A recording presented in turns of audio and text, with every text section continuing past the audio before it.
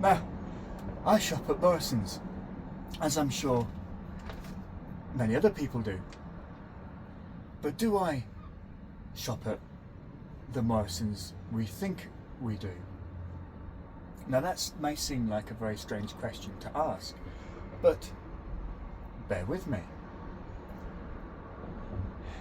Back in 2013, a number of years ago now, I actually finished my apprenticeship with Morrisons working as a heavy goods vehicle mechanic.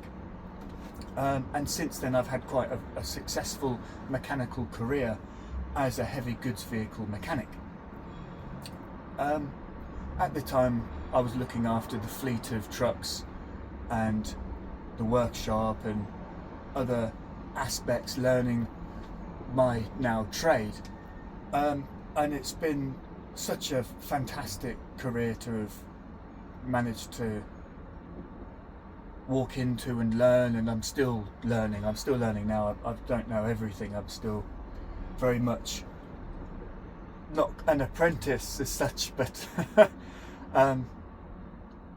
there's so much to learn with this career. It's fantastic, and I'm very fortunate looking at how careers and jobs have changed and developed, and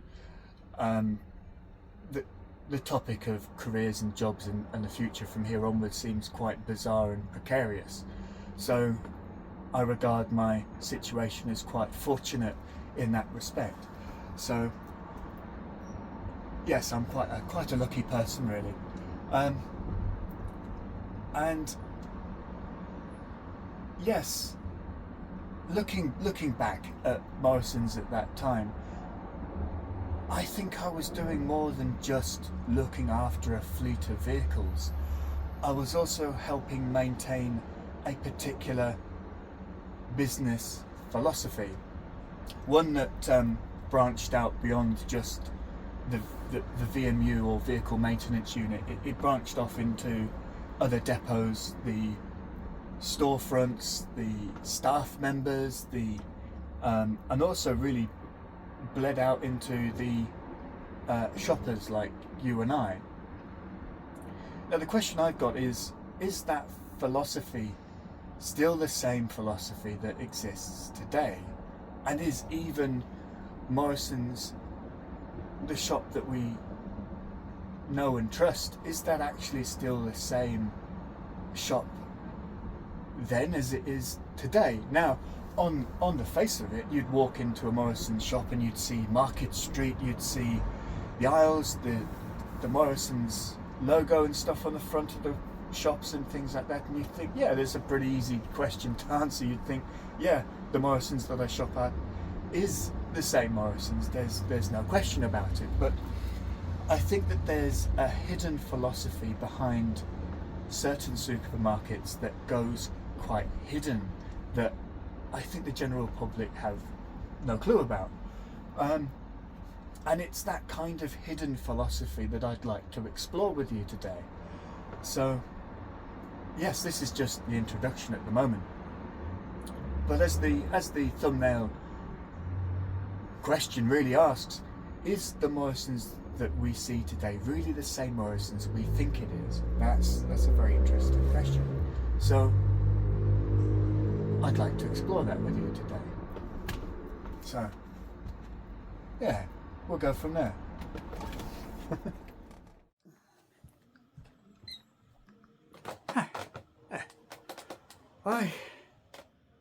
I'm at a friend's house because I've injured my arm, so that's why I'm continuing this video recording here at my friend's house. Yes, I want to continue on basically from where we left off. Yes, I worked as an apprentice, as I've said, at Morrisons. Had quite a successful career out of all of this, and it was quite a unique atmosphere, I think is the right word to talk about where I was at that time and where I think Morrisons itself was at the time. There's a gentleman called Sir Ken Morrison, who was the chairman of Morrisons. He was the son of the original owner who put basically Morrisons together. He continued it on. It was a very much a family run and owned business, um, and his philosophy is that he wanted to own the stuff that made Morrison's what it was. He owned the fleet. He owned the sites, and he didn't necessarily see debt as a good thing. He didn't see that as, you know, growth. It wasn't. He took a very particular approach to business.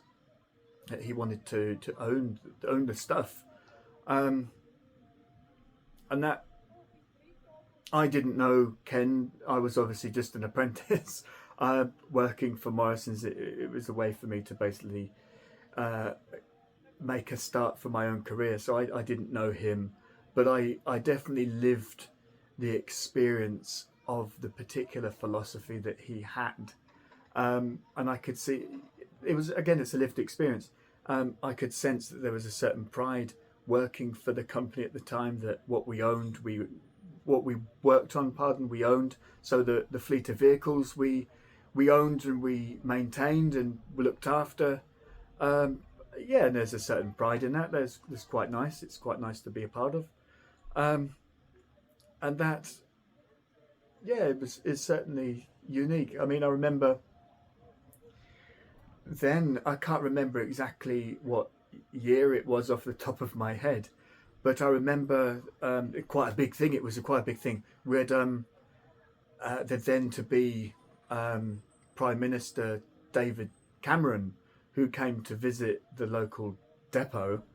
And I remember he was quite a tall chap. I think he was about 6'1" or something, and I'm personally 5'9", so he was a bit taller than me. I remember shaking his hand and things, and it's all this big thing. I wasn't into politics. I'm still not particularly interested in politics today, but I remember it was quite a big thing. That was quite fun and unique. So, and I remember him saying, he was shaking my hand, you know, quite supportive of me being an apprentice mechanic in that particular trade. You know, even then is quite a big thing. I remember at the time there was quite a concern for young people joining the trade, because it was. I remember there were older people that were mechanics. There wasn't that many young people then that were part. There's not really that many young people now, even, to be honest with you. Mechanics are still quite sought after tradesmen and women, um, and yeah, I just remember it being quite unique sort of thing. So that was quite interesting. But yeah, there was a pride to it. We got on.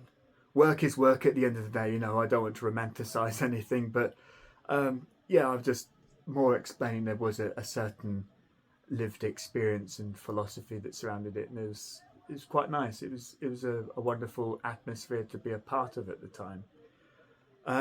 But things changed. Sir Ken Morrison passed away in 2017, I think it was. He was aged 85, so quite an old gentleman. Um, and the Morrisons family still continued to own Morrisons until 2021, uh, when things definitely changed. And it's that change I'd like to explore next, really, because it does change quite a lot of the philosophy that made Morrison's what it was and now what it is. Um, so yeah, that'll be the next part I kind of touch on, really. Oh, I would like to start with the acquisition of Morrisons. The means of that acquisition is something called a leveraged buyout, or LBO. So, what is a leveraged buyout?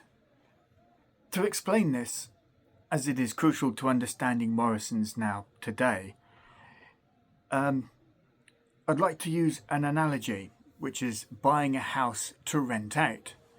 So imagine a highly successful house that is fully paid off and owned. It is beautifully maintained and generates a steady stream of rental income every month. So, the financial structure. Under a traditional purchase, an investor saves up the entire value of the house and buys it with 100% of their own cash. They, the investors, then own that property outright. Whereas a leveraged buyout, an investor wants to buy the house but decides to use as little of their own cash as possible. If the house costs, say, £700,000, the investor puts down just £100,000 of their own money, called equity. They service the remaining £600,000 via loans, also known as debt. Now, in a standard residential mortgage, the investor is personally responsible for paying the bank back, basically. If they default or can't pay the mortgage back, the bank goes after the investor's personal assets. However, in a corporate leveraged buyout, a specific legal structure is crafted. Once the acquisition is finalised, the £600,000 debt associated with the purchase is legally transferred into the financial balance sheet of the house itself.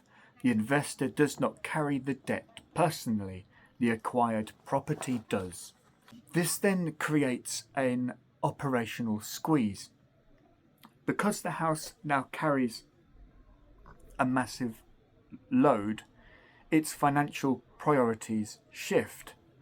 Previously, the monthly rental income was used to upgrade the kitchen, let's say, fix the roof, or it sat safely in a savings account.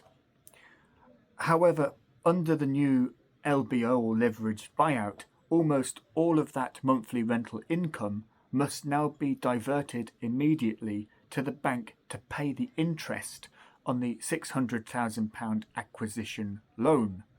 So if the interest rates rise globally, the cost of servicing that debt increases, leaving even less money available to maintain the house. So back to reality. Clayton and not sure how to pronounce this name, so bear with me. Clayton, W and Rice, or CD and R, acquired Morrisons in 2021. They applied this leveraged buyout financial mechanism on a multi-billion-pound scale. The total acquisition value was roughly £7 billion. The buyers funded this using a combination of their own capital alongside approximately £6 billion in loans or debt financing. So, following the legal acquisition, that £6 billion debt package became the financial responsibility of the Morrisons Group itself. The consequences are that a supermarket chain that had historically operated under Sir Ken Morrison's highly conservative, asset-rich and debt-free philosophy was suddenly required to allocate a massive portion of its daily profits simply to service the interest on its own acquisition debt. So this is why Morrisons had to sell off major assets such as its petrol stations and its long-term rental rights to its store buildings just to generate immediate cash to pay down that corporate debt. And it's then that situation that's quite crucial to understand the difference between Ken's philosophy of owning things and that property, if you will, being under his own ownership and him not needing to pay money towards lenders, basically. So that creates quite a unique, again, atmosphere. So yes, that's just understanding the transition. I'd like to explore something further than that in a moment. Here's what fascinates me. Having explored that Morrisons isn't owned or run by the Morrisons family, when I walk into Morrisons today, it still feels like Morrisons. There's Market Street, the colours, British farming, fresh foods, the familiar brand. But the philosophy that originally created that identity is no longer the philosophy that owns the business today. So, here's the question. What exactly am I, or are we, looking at? The Morrisons family no longer owns the company, the ownership changed, the financial model changed, yet the public image and identity remains remarkably familiar. Then, could we describe that as an illusion? Maybe. Could we simply call it branding? Perhaps. And could we say that decades of trust built by one philosophy now belongs to another? I think that's difficult to deny. But it certainly feels like there is a hidden reality. The corporate situation isn't unique to Morrisons only.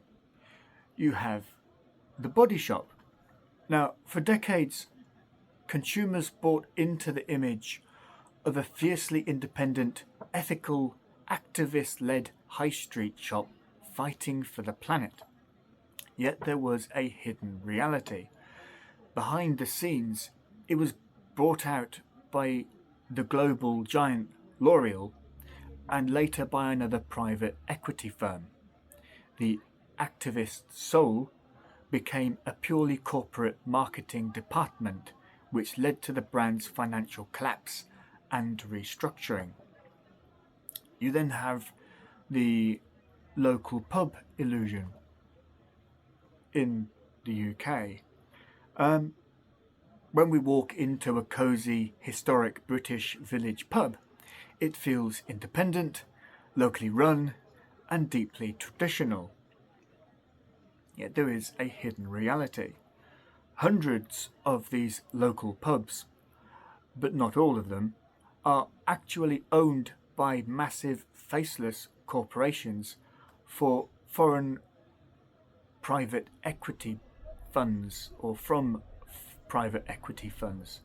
For an example, like CK Asset Holdings from Hong Kong, which owns Green King. The local landlord is often just an oppressed manager forced to buy overpriced beer directly from a corporate spreadsheet. You then have the Tesco family farm illusion. Tesco's famously, which is another British supermarket, famously launched brands like Woodside Farm, Willow Farm, and Boswell Farms for their fresh meat and produce, complete with rustic traditional packaging. The hidden reality behind that. These farms did not exist. They were fictional names created by corporate branding agencies to make large-scale industrial factory farming food look like it was hand-reared by a traditional British farmer. So this isn't a conspiracy. None of these are a conspiracy, but it is a pattern, and one we can map and discover. And why this matters. Companies don't merely sell products, they sell trust. Trust takes decades to build, but it can be purchased in a single afternoon. The question isn't whether private equity is good or bad. The question is, what kind of company does each philosophy naturally create? So, the question could be, do I still shop at Morrisons? As in, do I literally still continue to shop at Morrisons? And yes. Why? Because I care about the people, the checkout staff, the warehouse workers, the drivers, the mechanics, the apprentices, the bakers, the people. I don't think this story is really about Morrisons. I think it is about something much bigger. Sometimes we continue seeing what something was long after it has quietly become something else. Perhaps the most interesting question isn't whether Morrison's changed, it's whether we noticed. When I worked at Morrison's, I wasn't just repairing trucks. I was maintaining the physical expression of a particular business philosophy. Today, the trucks still drive, the logo is still there, and Market Street still survives. But beneath the familiar appearance lies a very different philosophy of ownership. The question isn't whether one philosophy is entirely good or entirely bad. The question is, what kind of company does each philosophy naturally create? And there we go.